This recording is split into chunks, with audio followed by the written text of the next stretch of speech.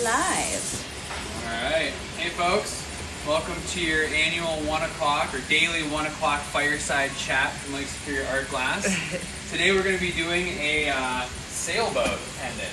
So this is a custom order. This is a picture of the sailboat that I'm going to try to emulate as far as shape goes. Anytime we have custom orders, it's super helpful if there is an actual picture of the item that we can kind of reference so we're on the same page. I like this design because translating it into glass, this is a metal one in reality, translating it to glass is going to work really well. The big thing you have to consider when you're making a custom glass piece of jewelry on a small scale, it's a sculpture, is its durability. And so I really like how this one has connection points from the sail right at the bow there. It's connected to the mast. We're probably going to connect the end of the boom to the stern here just for durability. I know that's not quite how a real sailboat would work, but I think the durability of the piece is much more important than that minor detail that most sailing perfectionists would notice, but I think it's going to be better in the long run to connect that. So that's what we're going to do. I've decided to go with blue for the color of the body of the boat. That's obviously, some of it's typically in the water anyway. The sails are going to be white. I didn't want to do a white body and all white sails. I wanted some color, and blue with water just seemed like the natural fit. So I'm going to start by sculpting a cobalt blue body for the ship, and then make the sails and start assembling it. I'm going to be doing some techniques today that involve some bridging when you're sculpting pieces of glass. A lot of times you'll bridge a piece to your handle to give it stability while you melt it in and get that connection really flowed together. And so you'll see some additional clear pieces typically going around the piece that look pretty weird for a while. And to melt in those fine detailed connections, I'll be using a little hand torch. This is kind of a modified jeweler's torch, and it allows us to get into really tight areas and melt in small connection points of glass. So I'll be using that as well today.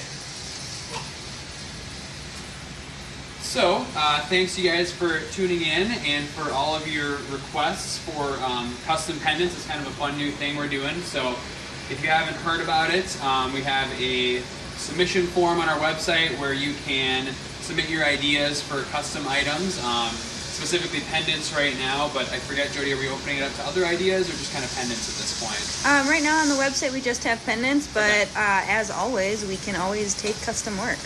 Right.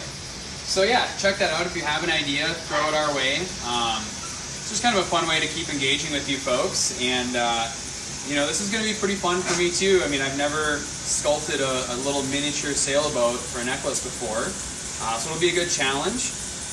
And a lot of times doing things on a small scale like this are much harder than on like a medium scale. Really large is super big or super hard, and really tiny is super hard, and medium is kind of a really easy starting point.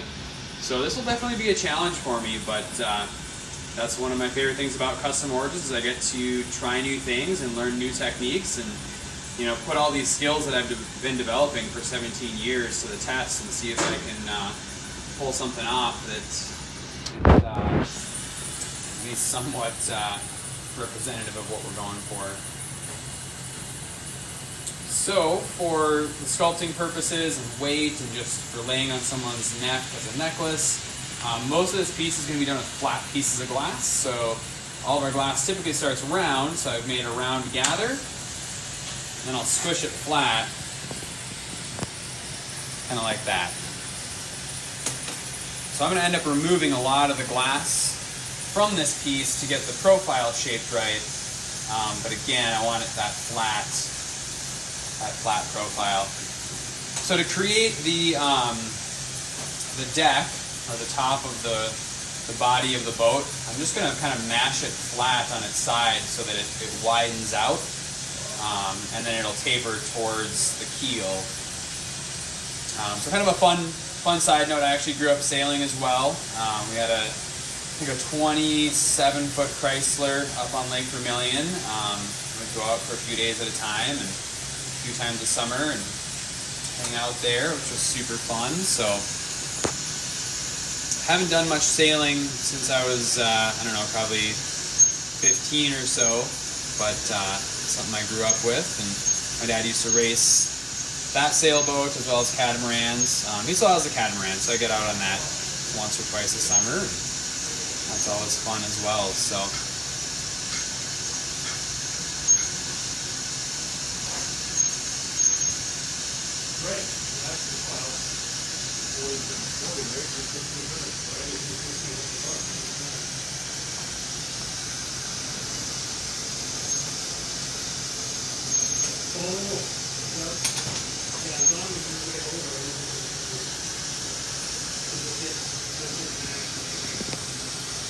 So a lot of times in sculpting, you're using gravity to your advantage. So when you see me switching hands a lot, it's because I need gravity to work from the other side. If you're holding it only from one side, gravity only wants to keep pulling it that one direction, and so you kind of have to switch hands in order to keep things even. Alright, so you can see I've flattened it and kind of pressed out the sides. It's upside down right now as far as the orientation of the sailboat, but that gives you the idea. I'm going to stretch it out now, just to give it a little bit more of a linear shape.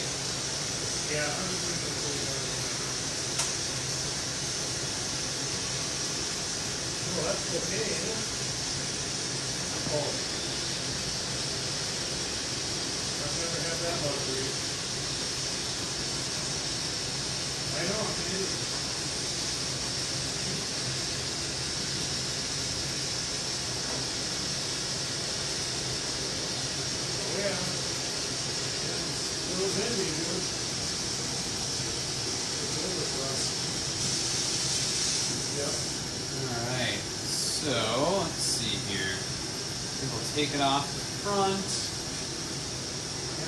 And then another cool technique you'll get to see me do today with this is using shears or scissors. So pretty cool. When I first learned you could actually cut molten glass with scissors, I was early on in my apprenticeship. I was probably 17 or 18 and had a little home studio in my mom's basement, and so I was like, oh, I want to try cutting some hot glass. So grabbed the closest pair of scissors to my studio, which just so happened to be her sewing shears, and started chomping away at not hot enough glass, which immediately dulled her shears. And well, let's just say they were my shears after that, and she was not super happy.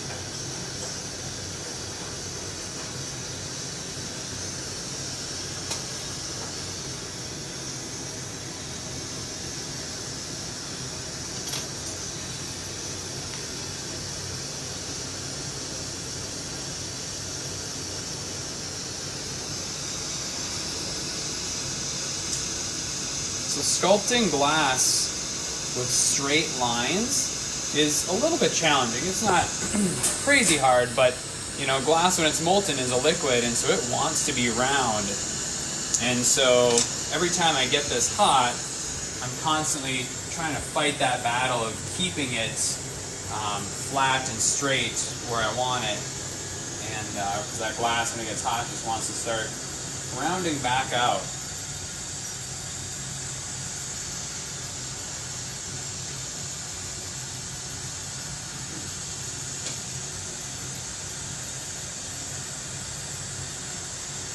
Alright, so I'm pretty happy with the proportions of that. The next step is I'm going to stretch out the keel area of the boat, because sailboats don't really have a big rounded bottom hull like that. They're a little more angular and come to a little bit more of a point. So I'm going to try to work on that next. Originally I had planned to cut it with the shears, but I think given the amount of glass that I have here, it might be easier just to do some stretching.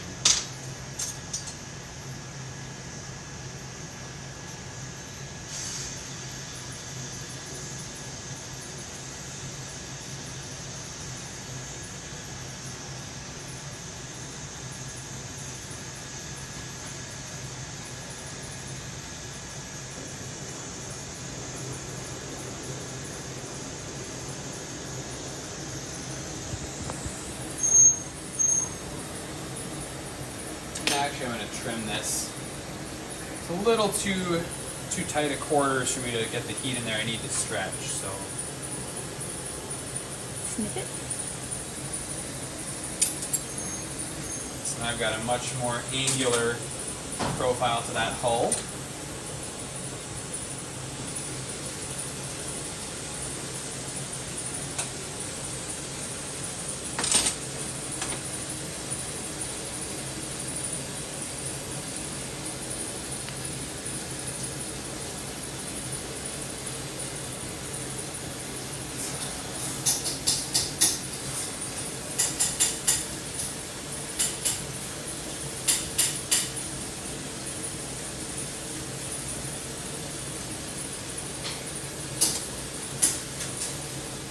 Alright, I'm going to remove a little more from the back because obviously I don't want it pointed like that. That looks pretty weird.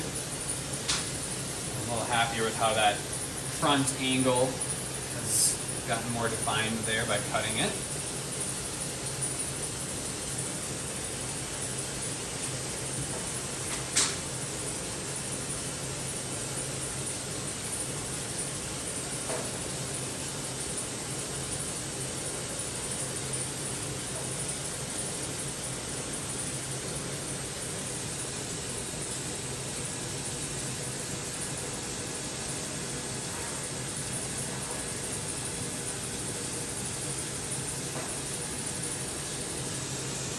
There, that's a little more what I'm looking for.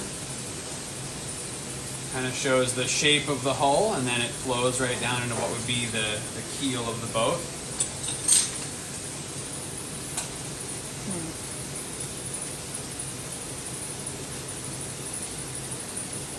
Probably try to point the stern just a touch more. Maybe I'll try to do that really quick.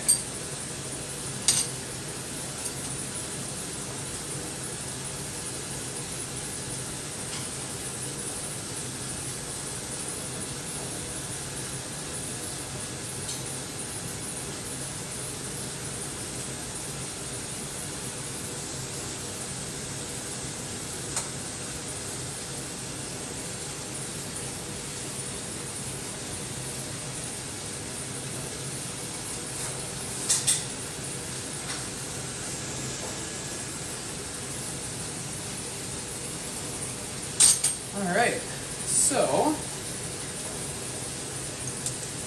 now that I'm pretty happy with this shape, I want to get a handle on here that's in a good orientation for me to start connecting sails to it.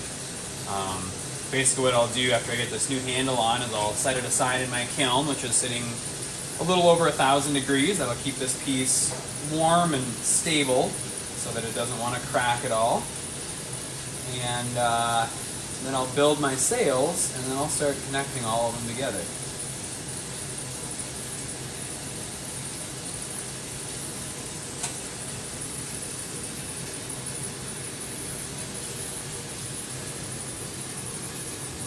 So Leah, I don't know if your daughter is watching, but if so, happy early birthday to her. This is a cool surprise. Hopefully I didn't just ruin it. I wasn't doing any specific orders, so hopefully we're good.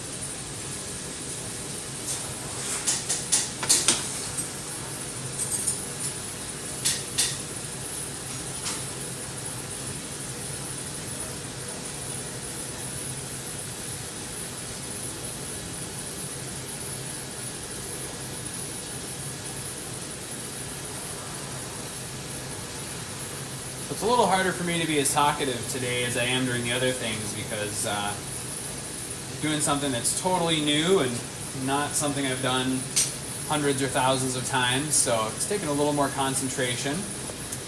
But yeah, I think that's going to be about it for the body of the boat.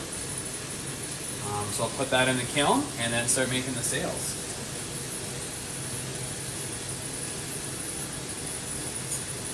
Alright, so we got some white glass here. I'm going to start out the same way as we did before. And melting it into a ball and squishing it.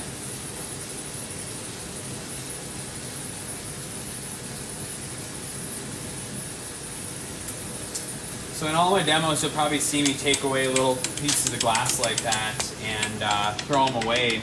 That's just because they have flaws in them. There's going to be little bubbles or things like that. And so that's just part of our process, is we need to get rid of those things. Alright, so I'm getting my gather here.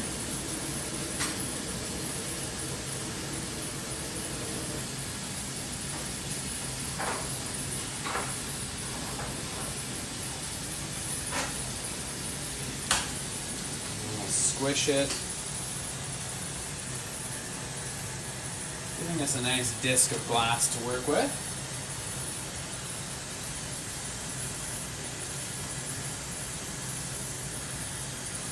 All right, so for the sails, we're definitely gonna be cutting those to make the angles.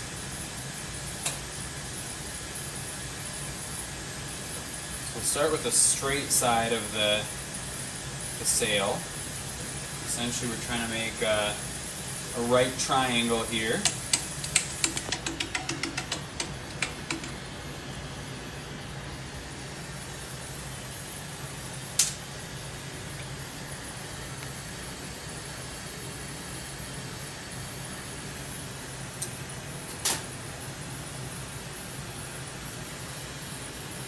I think what I'll do is start with shaping the top side of the sail first, and then I'll come down to the bottom and make sure that that's all looking good.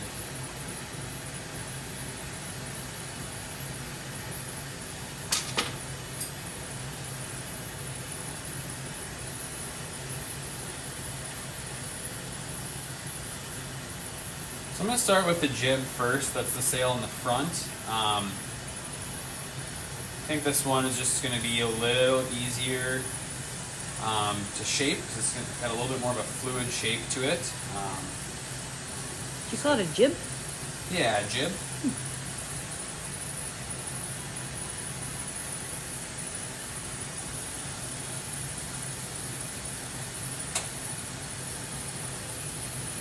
And the sail in the back, towards the bow of the boat, or the stern of the boat, is the mainsail. Should I ever listen to the Beach Boys? Not enough. Call the captain ashore, calling the mainsail sail. I don't know the words, something like that. Beach Boys are one of my favorite groups when I was a kid. See how the mainsail sails, that's what it is.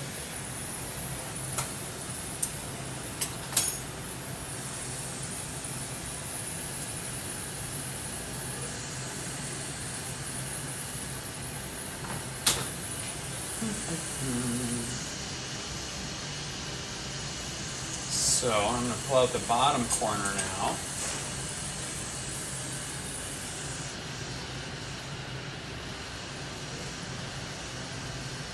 What I love about this picture of this sailboat that I'm referencing is that the way they've shaped the jib, it literally looks like it's carrying air. It looks like it's bowed out because it's catching air. So I'm trying to achieve that same shape.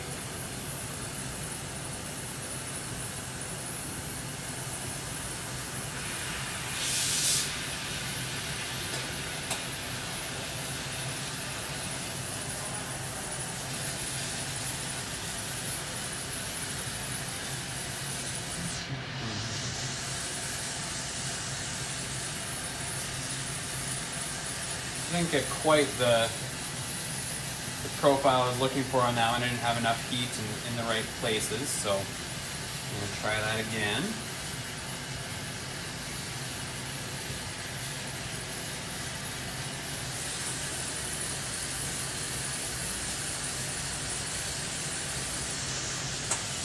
This white glass is really, really soft, so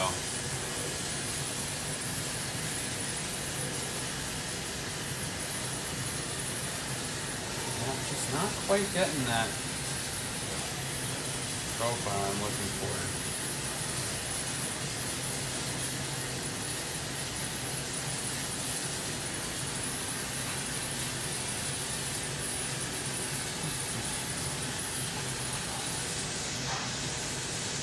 Thinking this one might be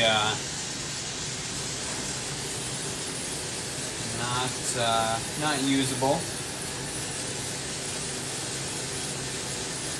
That's the thing with custom orders, you know. Essentially, we're learning to make this process as we make your piece. So, yeah, didn't quite get the profile I was looking for on that sail. So on the next one, I'm going to start out by creating the swoop side of the sail. And then I'll go back and create the right angle to the triangle. I think that might work better because I'm distorting my triangle in the process of trying to get the swoop side. So a lot of times custom orders, we have to make a prototype first just to learn how to do it. And that can be a big part of the cost that goes into them is, it takes us several attempts to figure it out. Glass is a pretty inflexible medium in many regards, where it's like there's nothing else I can do to that sail attempt to really make it better. It's just going to continue to get smaller as I remove glass. So at a certain point, you just got to know when to call it and start from scratch.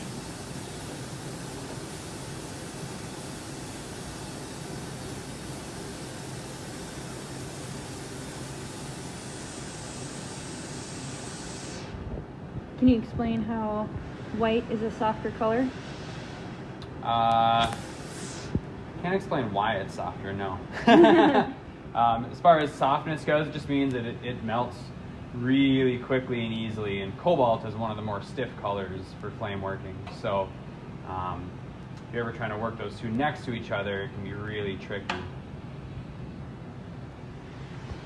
I believe in the hot shop, it's almost opposite, where cobalt is one of the softer colors, and white is oftentimes a stiffer color, depending on which type of white it is. My philosophy, and I don't know if this is right at all, but the reason I think that is that in flame working, we're heating the glass directly with the flame of the torch. In the hot shop, we're heating the glass typically indirectly. We're heating it from the radiant heat that's present inside of our reheating chamber. And so if we think about radiant heat, my philosophy is that the color is probably going to determine the absorption of heat. And so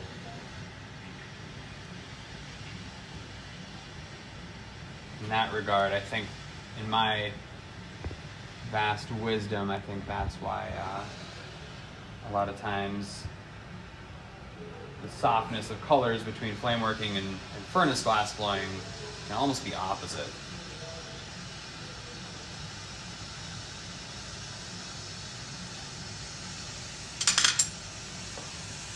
All right, so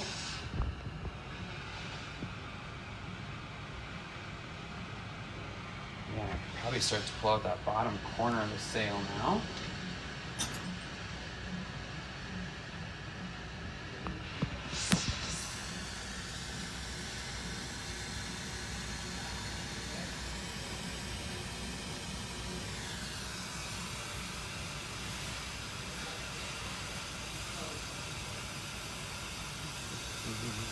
It's like a brontosaurus.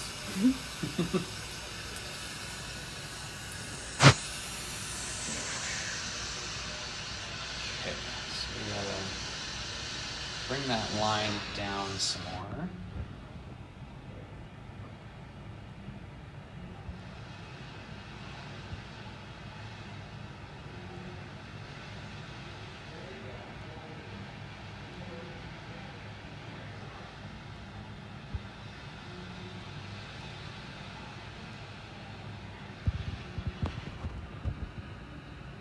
Growing up, I never really considered myself an artist because I couldn't draw. And once I found three-dimensional art forms like ceramics and glass, I suddenly realized that I could wrap my head around that much more easily. But as I've grown as a glass artist, I've come to realize that I probably could, if I really practiced, get good at drawing. Now that I kind of understand how to look at things and recreate them.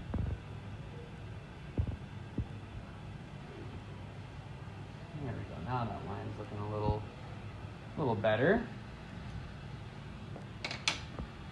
I'm just really focusing on that leading edge of the sail. Trying to get that same kind of arc going there.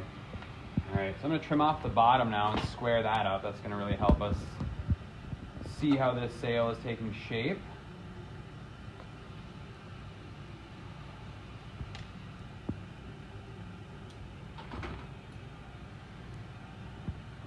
Give it a little bit of a point here.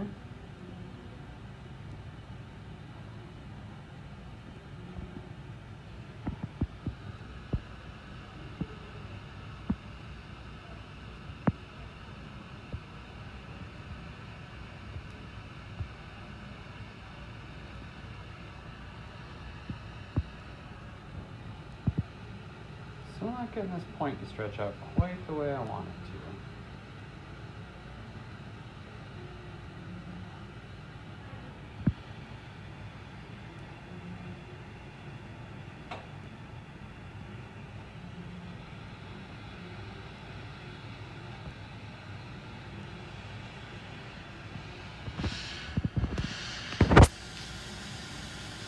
The hard thing to anticipate too when you're sculpting is how much the glass is going to shrink back. As soon as you start reheating it, it's going to shrink. You want to get more condensed, so anticipating that is really tricky.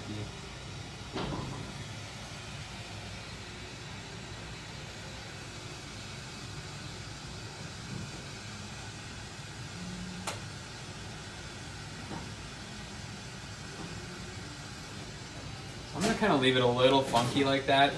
This little point, that's going to get connected to the bow of the boat, and so I can have a little more of a chance at that point to maybe tweak it. Because the rest of the arc looks pretty good. Got a pretty square bottom. Now I'll start to kind of square up the back side.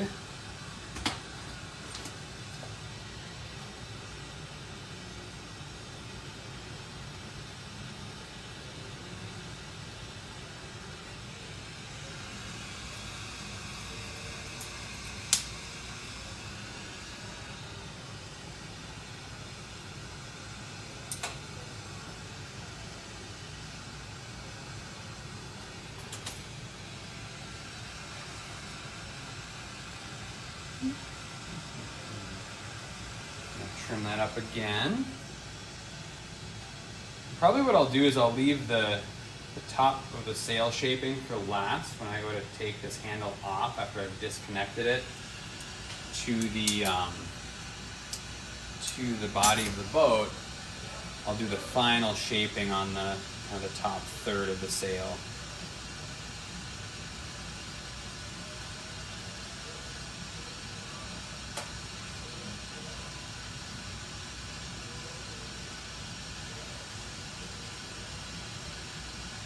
I may even end up doing this how I make a lot of things that I try to get to match. Is all, now I'm looking at this thinking like, oh, maybe this is better for the back of the boat sail, for the main sail. But I'll make the sails first separately, and then I can kind of arrange them on that body of the boat and see how they're actually starting to look. So I'm going to stop there.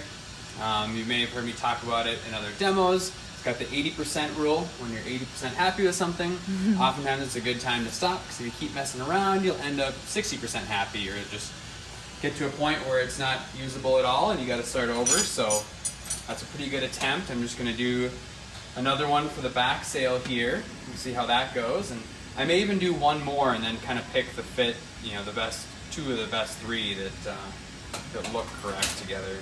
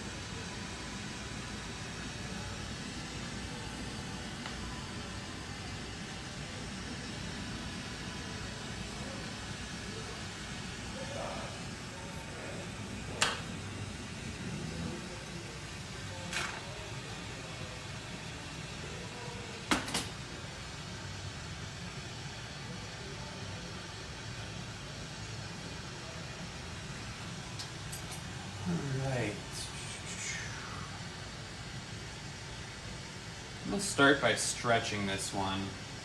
This one's got a much more, the very back edge of the sail has a pretty concave swoop to it. So I'm going to see if I can't establish that first, and then maybe trim one of the other sides to fit. Either that, or I should maybe cut it first. I think that's maybe what I was going to try. I'm going to cut it first, then stretch, and then cut the two right angle sides. So kind of get our 45 cut in there.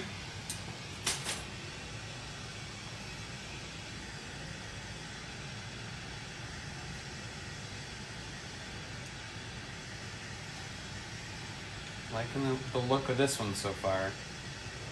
A lot of times in glass blowing, it's just figuring out the order of operations that works to get the end result you're shooting for. So, I like what I'm seeing here.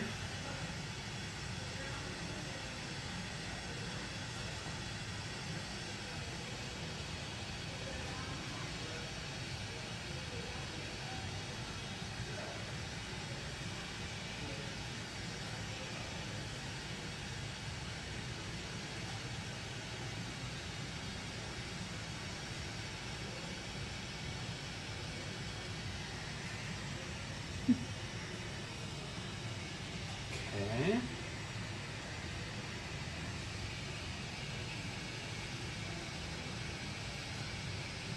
With stretching glass and trying to make arcs like that, it's kind of a one-shot deal. You can go back and maybe make some minor adjustments, but if you don't really get what you're looking for, a lot of times you just got to do it again. It wasn't quite what I was shooting for, but again, I'm going to turn it into a sail and see how it looks, and then I'll decide from there if it's a keeper or not.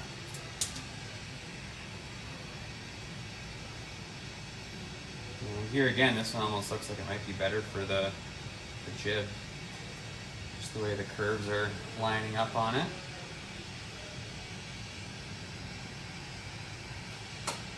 So my window to cut this thin glass is really short.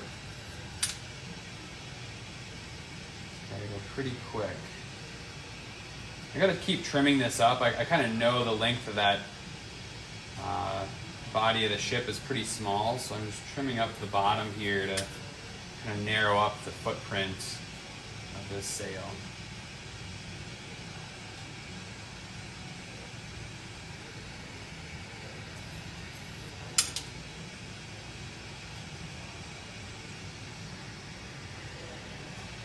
Actually, that's going to be a pretty good mainsail now that I'm looking at it. You know, you want one side that's really straight where the mast is, and you've got your boom coming out here, and then the arc of the sails. So actually, this one all of a sudden just kind of came into being what I wanted it to.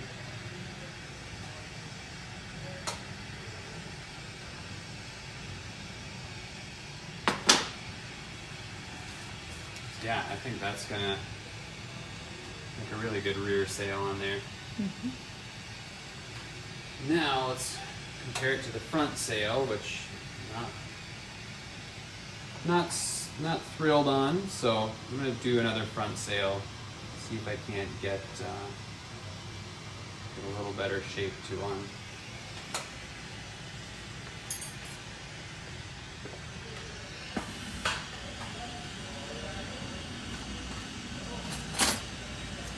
So you guys are getting a cool first-hand experience here. It's very rare that I ever do, you know, totally custom things like this with people watching just for this reason. It's a lot of trial and error and not necessarily the most entertaining to watch, but it's cool that it gives you a chance to see what goes into a custom piece like this.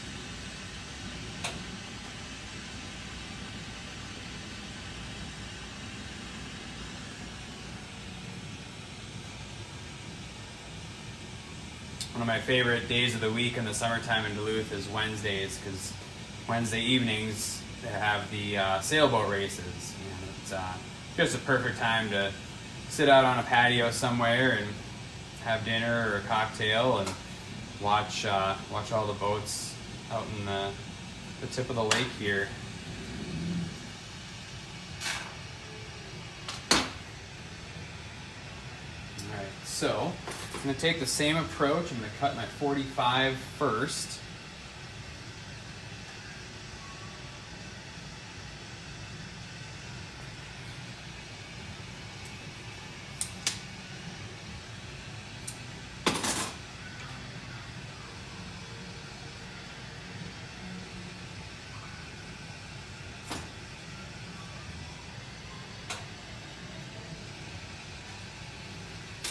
I'm going to stretch.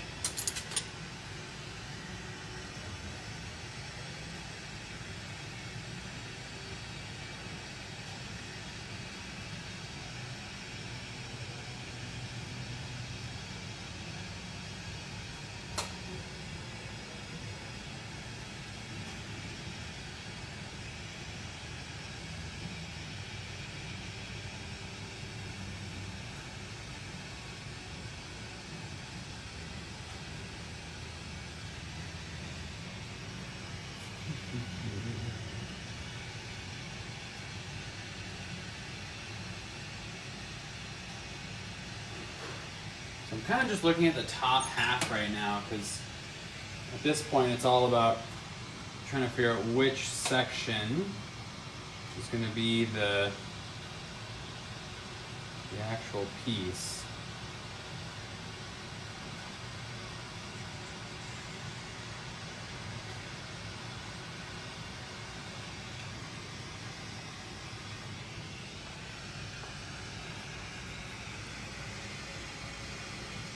So one of the areas I'm kind of drawing heavily on here to try to make these is every year I actually do some really cool awards for what is it, the Academy of Integrated Health, AHIM? In medicine, health and medicine. Yeah. And I do these big butterfly wings. It's part of their logo, and they're these really cool awards, and kind of similar shapes to what I'm doing here. With a little more flexibility with a butterfly wing as far as getting it to look accurate, where the sailboat kind of need that defined sail shape for the jib versus the main, but this is a lot of the same process that I do when I'm making those awards.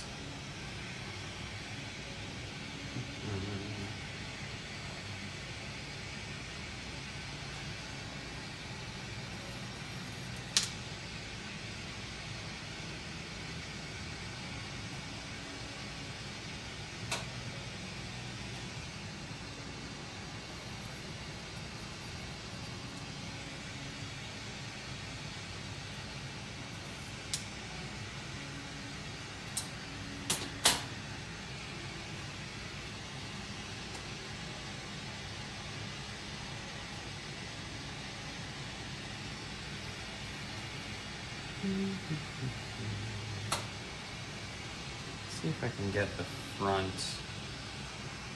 pulled out to the right angle here.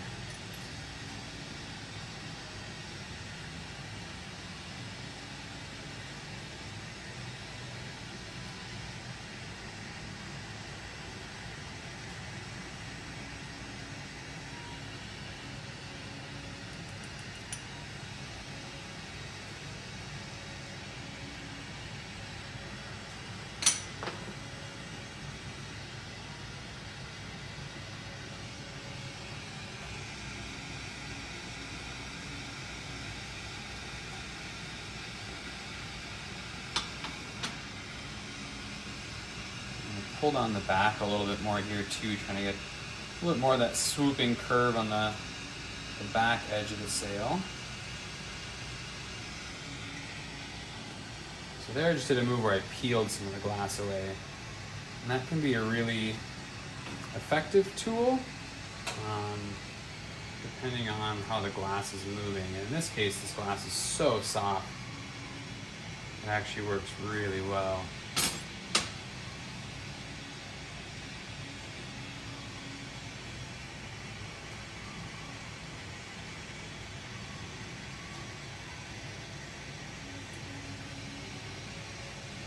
I'm really happy with that back edge of the jib. if I can, yeah, I feel like just extend that leading edge and a little bit more, this could be the one.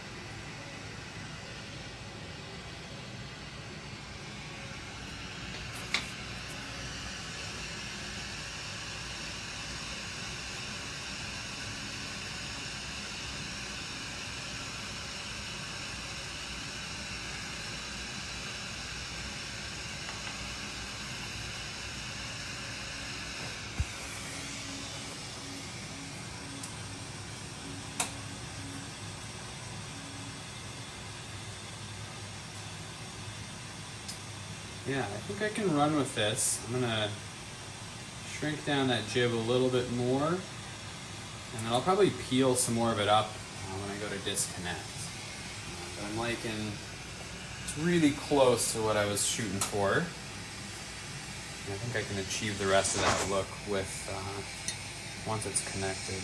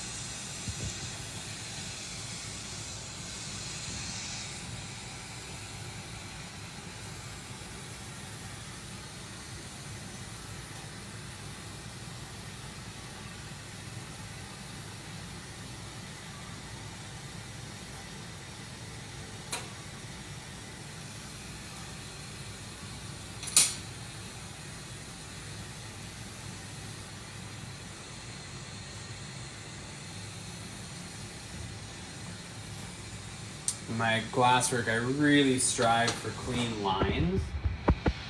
And so there's a lot of times you'll see me just doing minor adjustments, and that's because I'm not liking the line that I'm seeing within a piece.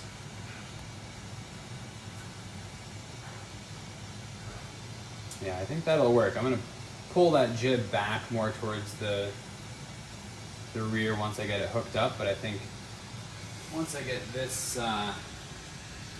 mainsail on there,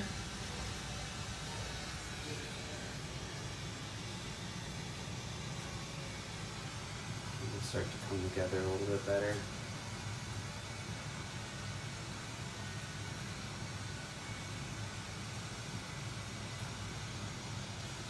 Alright, so just need to prep a couple attachment points on here.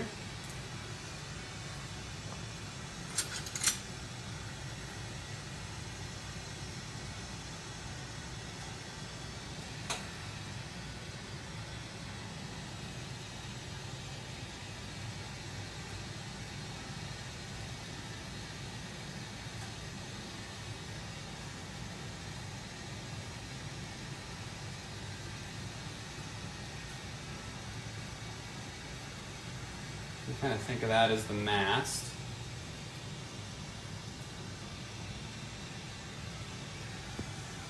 And then again, like I talked about, we're going to connect the end of the boom on the mainsail just for durability. So I'm going to put a little connection point on there as well.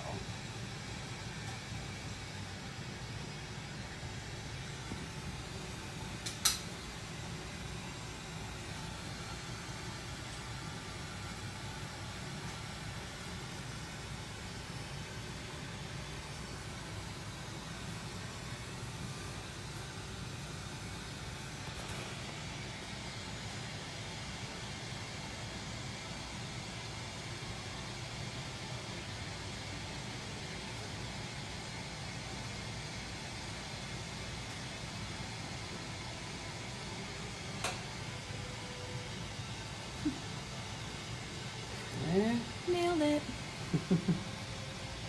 Not out of the weeds yet. So now, just letting that run wild for now. I'm not done with that.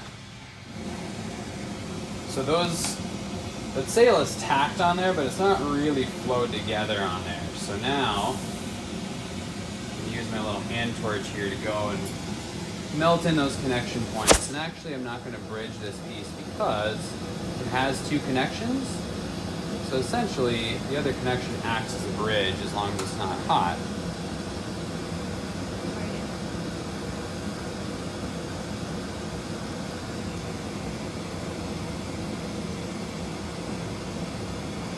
Okay, so that's my little stabilizing bridge. This is what's called an annealing flame. Annealing is what the kiln does. It basically achieves a stable temperature within the glass so that it doesn't want to crack.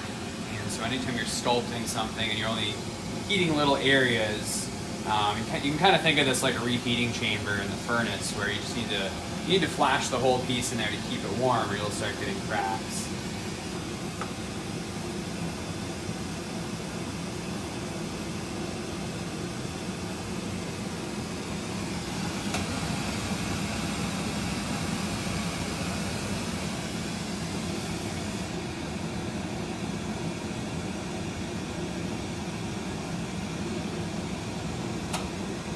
What I'm looking for is for that glass to flow and become a really fluid connection and not an acute angle. If it's an acute angle, that's going to be a weak point.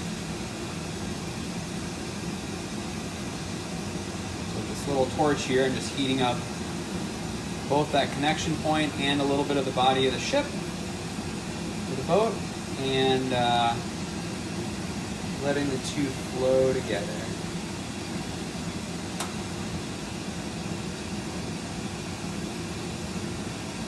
Super important for a strong connection.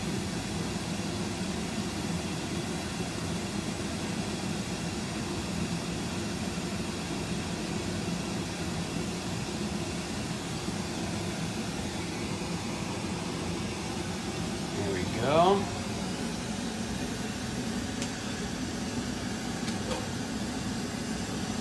So now we can really start to, get a little bit more of a visual and see how things are looking here.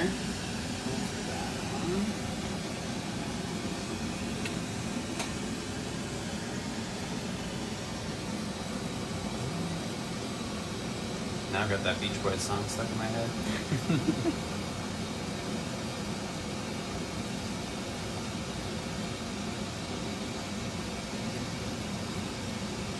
Yeah, I think that will do.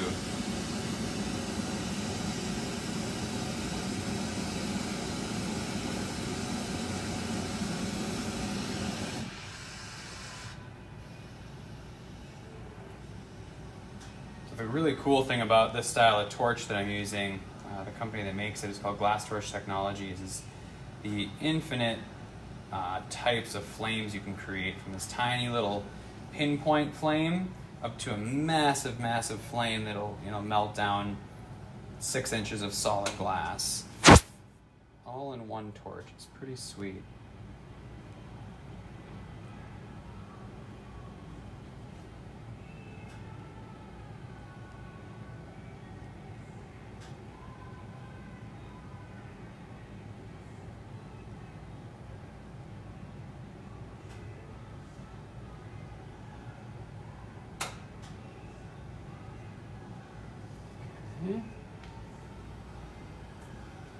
So I'm just going to use a kind of a gentle, fluffy flame to kind of arc this jib back a little bit more, hopefully.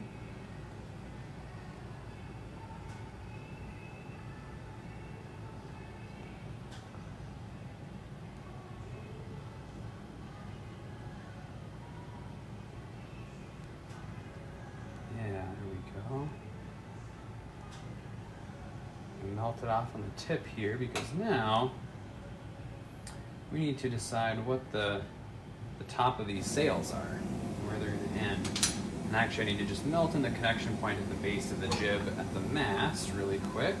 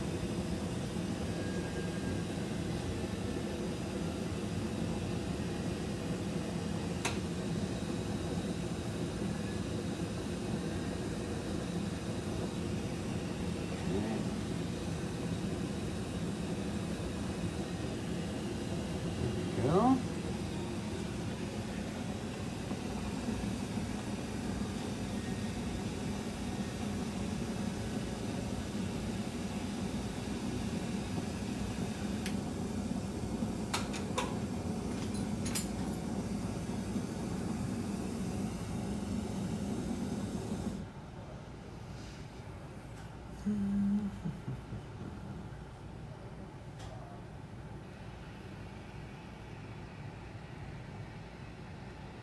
don't think I'm going to take too much off of the top of these. It's looking like the height of the sails should be almost 3 times the height of the boat, so. That should be pretty good.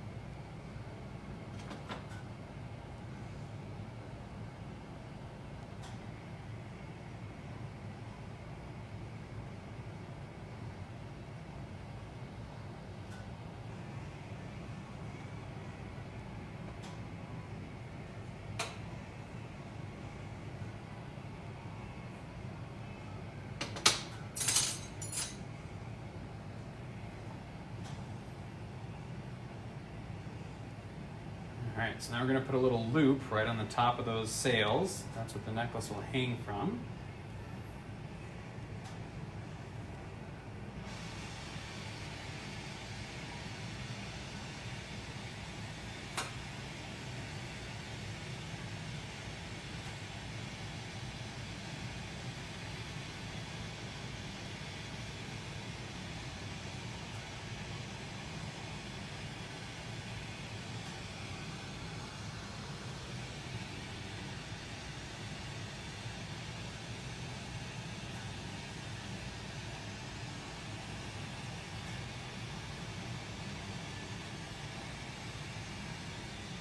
And that I've done tens of thousands of times. That's easy.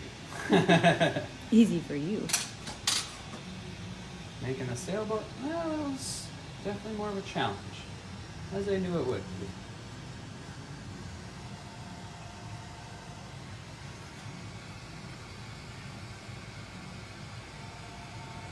Sweet, I'm really happy with that loop and the fluidity of it up at the top there. That's pretty dang good.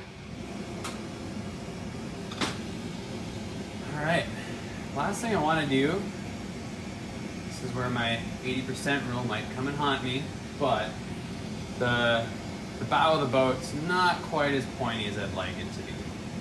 I don't want to mess with it much, but just enough to make it look maybe a little more realistic.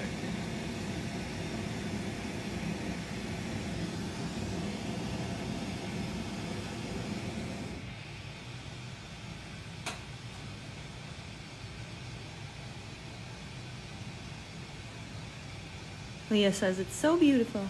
Awesome.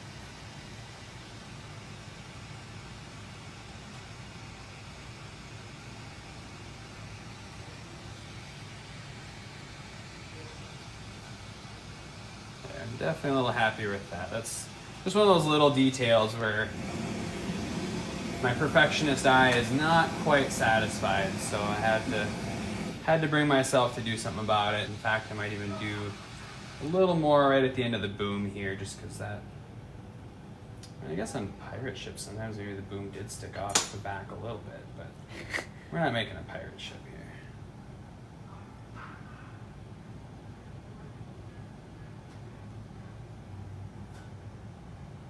Adam Gunther enjoys watching the videos.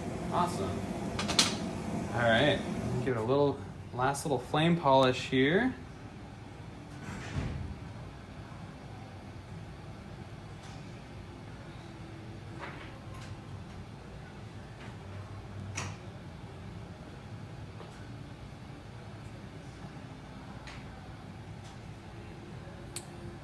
One of the coolest commission pieces I've done a long time ago. I just thought of this. I made a massive, like, life-size glass anchor. It was probably, I don't know, 14 inches wide by 12 or 14 inches tall. That was a really cool nautical piece that I made years ago. It's definitely the biggest sculpture I'd ever done, and he still is. The whole thing on the torch? Yep. Oh.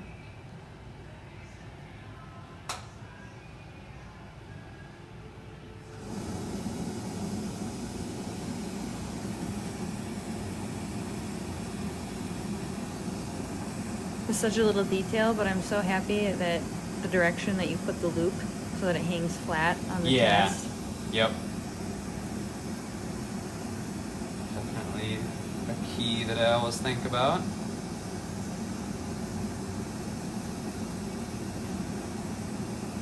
Yep, I think that is going to be it.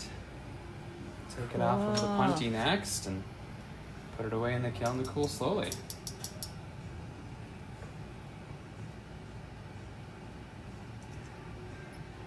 This is a hot seal punty. It's not one that just breaks off. So, boom, that's it right there.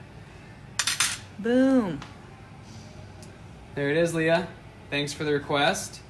Thanks for trusting me to do a fun project like this.